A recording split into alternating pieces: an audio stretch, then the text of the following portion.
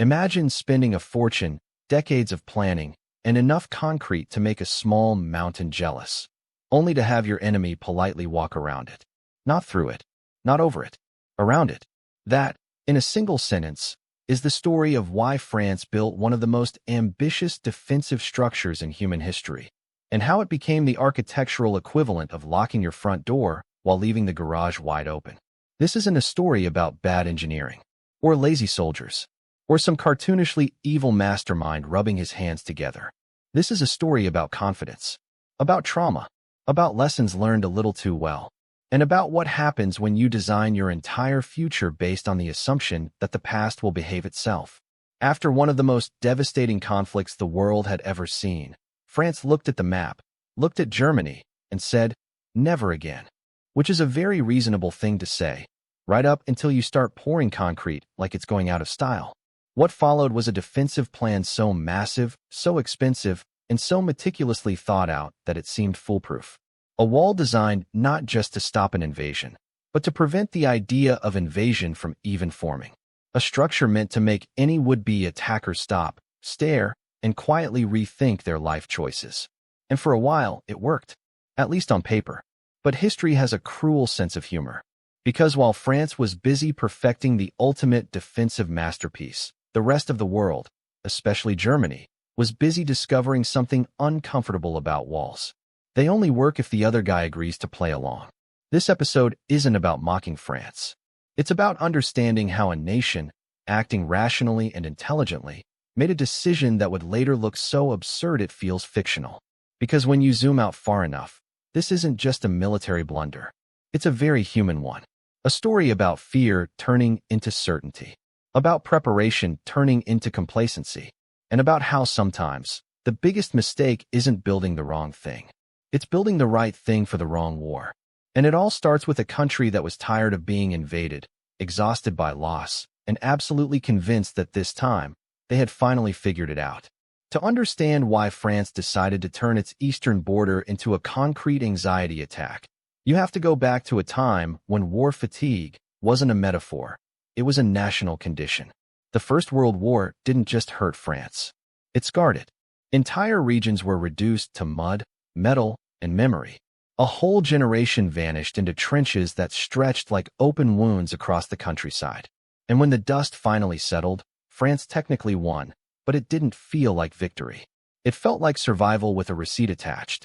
So when peace arrived, France did what traumatized humans have always done. It promised itself that whatever just happened would never, ever happen again. Germany, meanwhile, was still right there. Same geography, same border, same uncomfortable proximity. And no amount of treaties or handshakes could fully erase the quiet fear that one day, history might clear its throat and repeat itself. French military thinkers weren't stupid. Quite the opposite. They studied the last war obsessively. They analyzed maps, strategies, troop movements. They asked serious questions like, how do we avoid another blood-soaked stalemate? And how do we make sure Germany never surprises us again? Their answer was logical, almost elegant. If Germany wanted to invade France, it would have to cross the border. So, what if the border simply said no? Not with diplomacy, not with hope, but with steel, concrete, artillery, and underground bunkers that made medieval castles look like garden sheds. This wasn't a wall in the medieval sense. It wasn't just a line of stone. It was a living defensive organism. Fortresses connected by tunnels, artillery positioned with surgical precision, soldiers stationed underground like a subterranean insurance policy. The idea was simple. If Germany attacked, they would crash into an impenetrable barrier, lose momentum, lose men, and lose the will to continue. France wouldn't have to rush blindly into another catastrophic war. It could mobilize calmly, deliberately, on its own terms. And there was something deeply comforting about that idea. Because unlike armies, walls don't panic. Unlike politicians, concrete doesn't argue. And unlike people, bunkers don't get tired, scared, or second thoughts. This defensive system wasn't just military infrastructure. It was emotional reassurance poured into reinforced concrete. A physical manifestation of, we are done being surprised. Of course, there were critics. There always are. Some argued that war was changing, that mobility mattered more than fortification.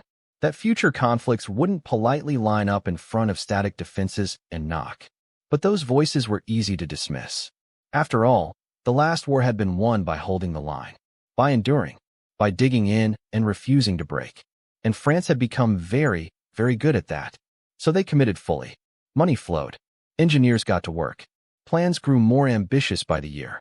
What began as a defensive measure slowly evolved into something else entirely, a symbol of national security, pride, and technological mastery.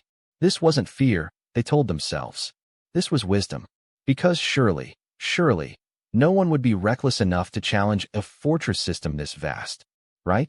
Once France committed to the idea of a massive defensive wall, there was no half measure. This wasn't going to be a symbolic fence or a polite suggestion of resistance. This was going to be the line, the final answer, the architectural embodiment of "we've thought this through." The logic, at least on the surface, was beautifully simple. Germany attacks. Germany hits the wall. Germany stops. No dramatic breakthroughs. No frantic retreats. No desperate last stands in open fields. Just a controlled, predictable collision with a structure designed to absorb violence and return it with interest. The system would be so intimidating, so technically impressive, that Germany wouldn't even bother trying to break through. And if they did, well, they'd be stuck long enough for France to calmly mobilize its forces and respond without panic. It was defense as choreography, war but scheduled. And in fairness, the engineers absolutely nailed it. The wall, though wall doesn't quite do it justice, was packed with innovations. Artillery hidden behind retractable steel domes. Bunkers layered with reinforced concrete thick enough to laugh at explosives. Entire underground complexes complete with rail systems, ventilation, and living quarters. These weren't trenches. These were underground hotels with machine guns. French soldiers stationed there lived below the surface, protected from bombardment, supplied through tunnels, and trained to hold their positions indefinitely. The wall didn't just resist attack, it promised endurance. A quiet, unbreakable patience. Strategically, it also fit perfectly with France's mindset at the time. The plan wasn't to charge heroically into enemy territory. It was to avoid chaos. To force any conflict into a slow, manageable form. To remove surprise from the equation entirely. And here's the key part. The wall wasn't meant to fight the entire war by itself. It was a delay. A massive, expensive, confidence-inspiring delay. The assumption was that Germany would crash into it, bleed time and resources, and give France the breathing room it desperately wanted. So France built it where they believed it mattered most. Along the border where Germany had invaded before. Along the route history itself seemed to favor. Which, unfortunately, is where the plan quietly began to wobble. Because war doesn't care about tradition. And borders, it turns out, are more flexible than concrete. The wall was strongest where France expected the attack. Thicker bunkers, more artillery, greater depth. It was, in military terms, extremely convincing. But beyond those sections, the defenses grew lighter, thinner, more optimistic. Not because France forgot about those areas, but because they made assumptions. Some terrain was considered too difficult to cross. Some routes were thought impractical for large armies. Some neighbors were assumed to remain friendly, or at least inconvenient, to invade through. And those assumptions felt reasonable, sensible even. After all, who would choose the harder path when a direct assault against the wall itself would prove France's fears justified? Who would bypass the very thing that was supposed to stop them? The answer, as it turns out, was someone who had been paying very close attention.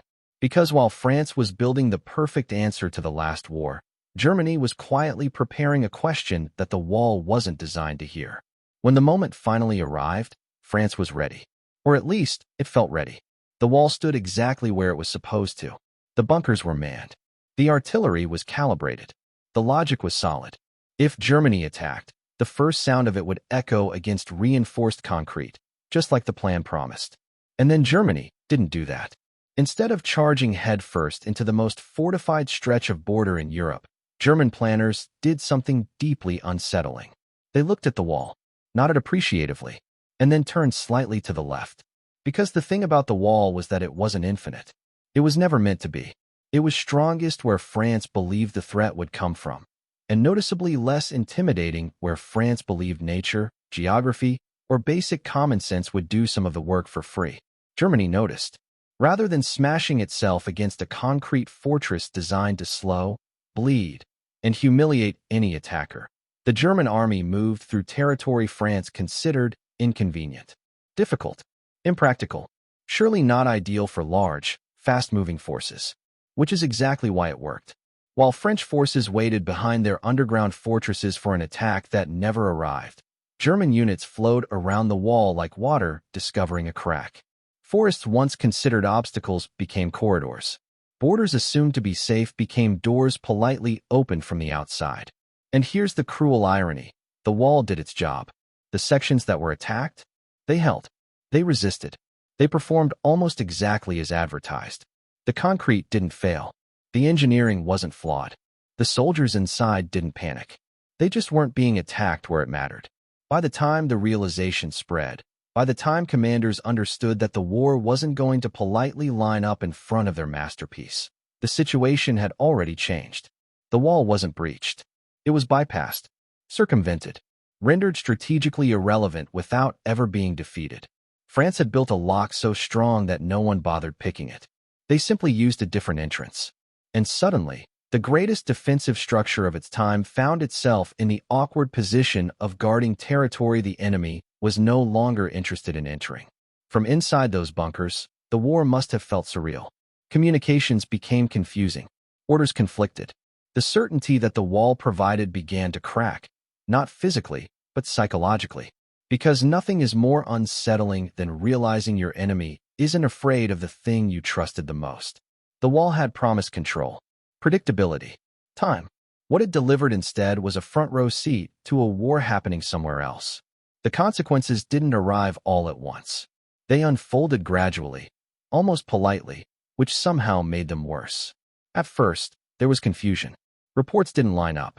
Movements didn't make sense. The wall was intact, the defenses were holding, and yet the situation beyond them was deteriorating with alarming speed. It was like winning every move in a chess game, only to discover your opponent had switched to a different board. French commanders were faced with a surreal reality. Their most powerful defensive asset was doing exactly what it was designed to do, while the war itself was quietly slipping past it. The wall couldn't move. It couldn't adapt. It couldn't chase an enemy that had decided not to play along. And armies, as it turns out, are significantly more useful when they can go where the problem is. As German forces advanced elsewhere, the psychological impact hit hard. The wall had been more than concrete and steel. It was a promise. A guarantee that this time, France wouldn't be caught off guard. Watching that promise unravel without the wall ever being defeated felt almost insulting. Eventually, the uncomfortable truth became unavoidable. The wall hadn't failed tactically. It had failed strategically. It had been built to stop a version of war that no longer existed. And when the situation collapsed, it did so with stunning speed. Not because France lacked courage or competence, but because flexibility matters, momentum matters, and static certainty, no matter how well engineered, has a shelf life. The wall, this monument to preparation, was suddenly irrelevant. Not destroyed, not conquered, just bypassed, left standing like an expensive museum exhibit no one had time to visit. In the aftermath, reactions ranged from disbelief to bitter irony. Critics who had once been dismissed now sounded uncomfortably prophetic. Supporters struggled to explain how something so carefully planned could feel so useless so quickly. And history, ever unkind, didn't remember the wall as a near success. It remembered it as the ultimate symbol of misplaced confidence. A reminder that the greatest risk in planning isn't being wrong, it's being certain. Looking back, it's tempting to treat this story like a punchline. A giant wall, a massive investment, and an enemy who simply walked around it. It sounds obvious now, almost too obvious. The kind of mistake that feels like it should have been caught in a meeting somewhere between budget approval and let's pour another ton of concrete. But that's the trap. Because the people who built this system weren't fools. They were professionals shaped by trauma, experience, and a desperate desire for stability. They didn't misunderstand war. They understood the last one perfectly. And that's what makes this story uncomfortable.